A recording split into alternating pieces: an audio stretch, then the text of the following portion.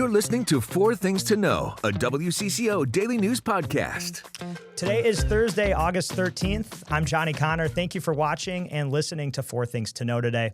Our top story, we have an update on a story we first brought you yesterday. It's about a tragedy inside a local daycare, and it has police searching for answers after a little girl was killed by her own father. This is a tragic day and a horrific scene for little children to witness if they did witness this. 6 other children were inside that Hopkins daycare yesterday morning after an apparent double murder-suicide.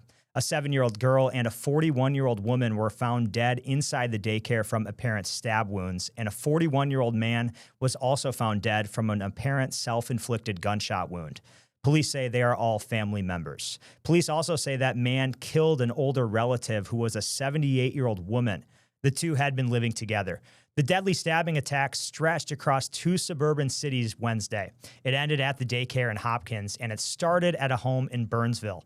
Police are still putting together a timeline of what exactly happened yesterday, but they say the man first killed the 78-year-old woman in her Burnsville home. That woman is noted to be a close relative, and even though it's suspected she was killed first, that woman wasn't discovered by police until midday, just before 12:30. That was after they received a report of a stabbing. Police believe after he killed her, he went to the Hopkins daycare, killing his 7-year-old daughter and her mom before taking his own life. Police say the man and the woman were married, though they did not give details on the nature of their relationship, other than the man was believed to be living with his elderly relative at the time. Leadership across Hopkins and Burnsville say their communities are grieving. Yesterday, we heard from Mayor Patrick Hanlon, the Hopkins Police Chief Brent Johnson, and the Burnsville Chief Matt Smith. This is something that has never happened in our city before. I don't know if I can think of another daycare that this type of incident has happened. Any event involving the loss of life is a difficult process, but when children are involved, it's especially devastating. We join the Burnsville and Hopkins communities in mourning these losses of life. When tragedies like these happen, they affect entire communities. Hennepin County Attorney Mary Moriarty says her office is working with Hopkins Police as they investigate, and the Services Division is prepared to support the individuals impacted by the incident. And if you or someone you know is dealing with domestic violence, there's a free phone number that you can call 24 hours a day. It is confidential. That number is 866-223-1111. One more time, it's 866-223-1111.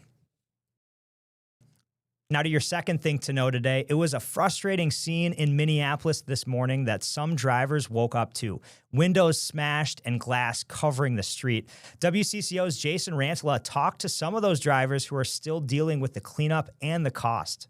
Several cars here in North Loop and also downtown had their windows smashed, including this SUV, which you can see has been bagged. There's a trail of glass on the ground. And to our right here, these guys are dealing with the exact same thing, still cleaning up all that smashed glass. Now, the puzzling thing here is that despite the damage, everyone we talked to says nothing was taken.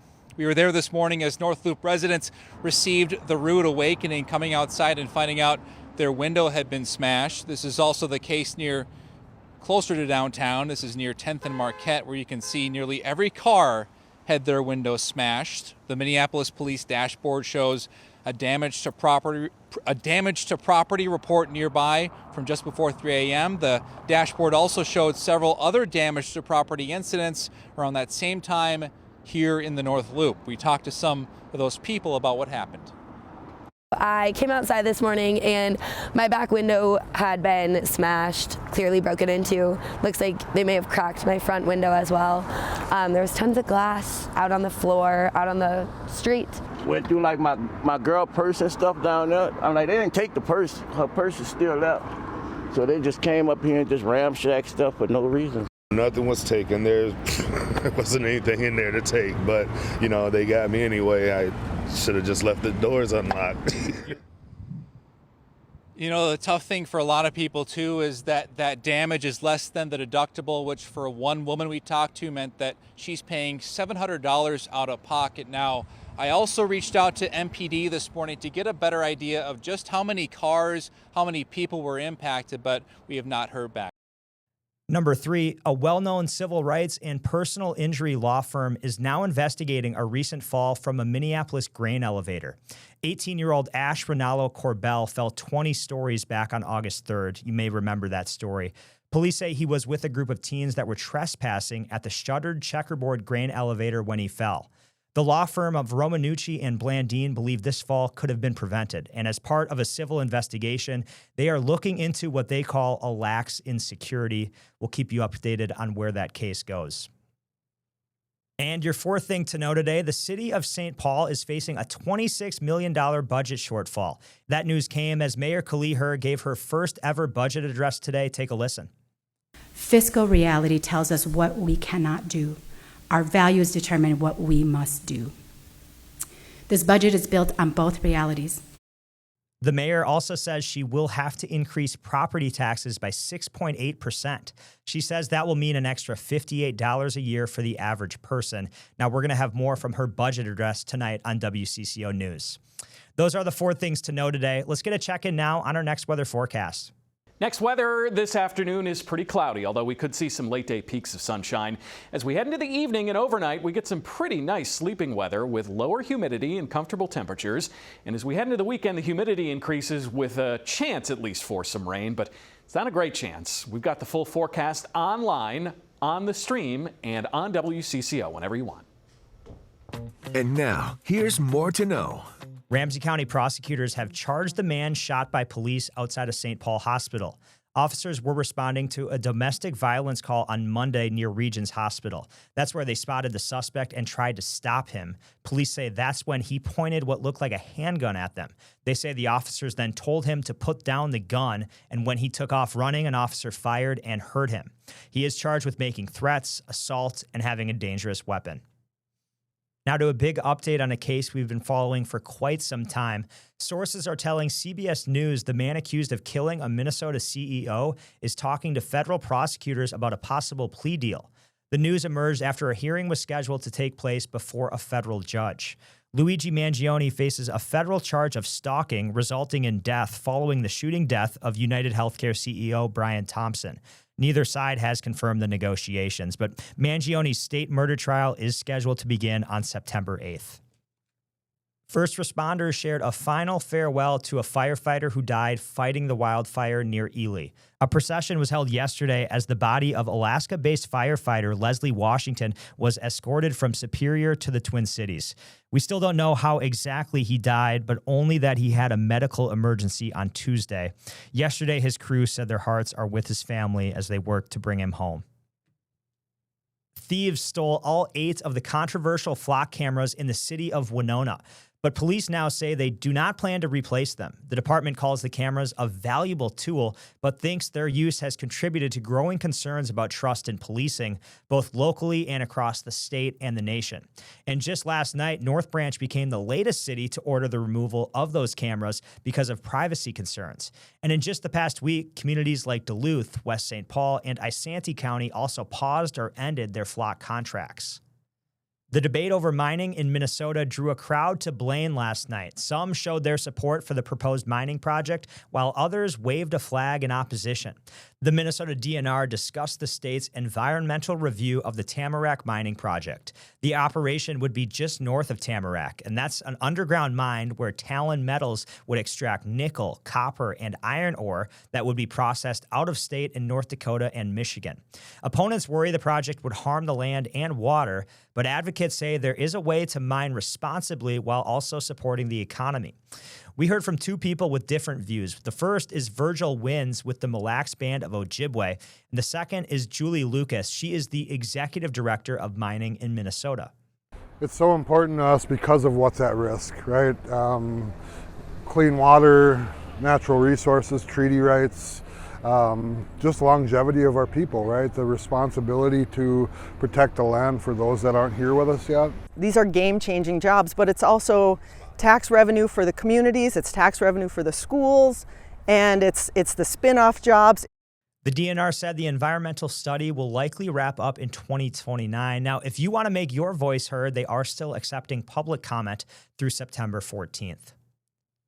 Let's get to sports. Today, the Twins will be down in Iowa to play the Philadelphia Phillies at the Field of Dreams. That's going to be so fun to watch. Iconic movie and set and baseball field. Last night, actually, the St. Paul Saints were there taking on the Iowa Cubs. And these games are all happening at the new stadium, which is just across the cornfield from, of course, the movie set ballpark.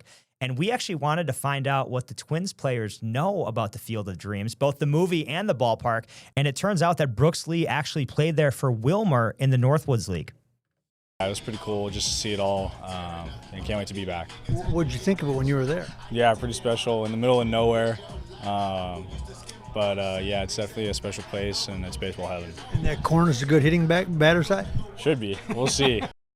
And make sure to tune in to WCCO tonight. Mike Max will be there live. Should be fun. He always has a good time when he's outside. We're excited to see that live shot, and hopefully the Twins get a win. Let's move to football quickly. We know Kyler Murray is the Vikings starter, but what happens now to J.J. McCarthy? Well, speaking of Maxey, he's actually told McCarthy's been very good about his approach this offseason, and even with Murray getting the nod, it doesn't mean McCarthy's happy, but he is preparing himself for what could be in case of an injury or what could have you there. The Vikings have moved on from veteran quarterbacks during the season in the past, so Maxey says McCarthy will be ready.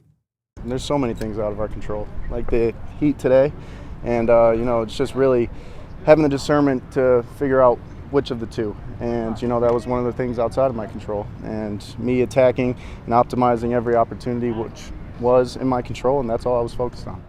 It's time to take a breath with your Daily Bright Spot. This is super fun. If you've been out to the zoo lately, you may have seen it. Some very special arrivals just turned up at the Como Zoo. They're 2 gray-crowned cranes. That's a tongue twister. 2 gray-crowned cranes. And they've successfully hatched. And they're native to Africa. And the majestic birds are known for their stunning golden headdress. The parents came to the zoo 3 years ago as part of a species survival plan, and while the chicks grow, the family is staying safe behind the scenes in the giraffe building. And visitors might be lucky enough to catch a glimpse through a mesh door. So that's pretty cool. If you're heading out to the Como Zoo, try to get a look. That'd be fun to see in person. Well, I'm Johnny Connor, and this has been 4 Things to Know. We're here with the news you need every weekday afternoon by 3 o'clock. Thanks so much for joining us today, for watching us on YouTube or Spotify, wherever you get the show. We'll be back with you tomorrow. Have a great Thursday night. Listen to 4 Things to Know, a WCCO Daily News podcast, wherever you get your podcasts. I'm Maria Lizignoli, and this podcast comes to you from the WCCO Podcast Studio. I'm Johnny Connor, and this is where you'll find the latest news of the day with us on 4 Things to Know. I'm Mariel Mose, and I bring you the stories behind the female athletes redefining the game on women in sports. I'm Adam Duxter. Join me for a deep dive into faith and what it means to Minnesotans around the state on Bigger Than Belief. Stay in the know on the go with the WCCO Podcast Studio. Go to WCCO.com/podcasts.